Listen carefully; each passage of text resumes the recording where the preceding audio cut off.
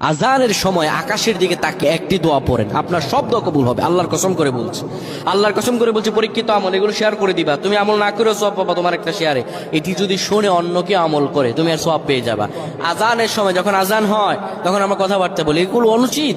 আপনি আজানের সময় আকাশের দিকে তাকিয়ে একটি দোয়া পড়বেন। এই দোয়াটি আমরা অনেকেই পারি। এখন বলবেন হুজুর কমন পড়ে গেছে দোয়া। আমরা অনেকেই আল্লাহ তাআলার কাছে এটা ওটা চাই, কিন্তু সঠিকভাবে চাইতে জানি না।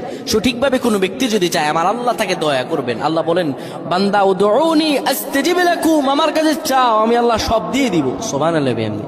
যখন আপনার আজান হয়, আজানের সময় আপনি আসমানের দিকে তাকান, তাকিয়ে আপনি বলুন, পড়তে থাকেন, আল্লাহুম্মা আনতা রাব্বি লা ইলাহা ইল্লা আনতা খলাকতানি ওয়া আনা আবদুকা ওয়া আনা আলা আহদিকা ওয়া ওয়া'দিকা মাসতাতা'তু আউযু বিকা মিন শাররি মা সানা'তু আবু'ু লাকা বিনি'মাতিকা আলাইয়া ওয়া আবু'ু বিযানবি ফাগফির লি ফাইন্নাহু লা ইয়াগফিরুয যুনুবা ইল্লা আনতা।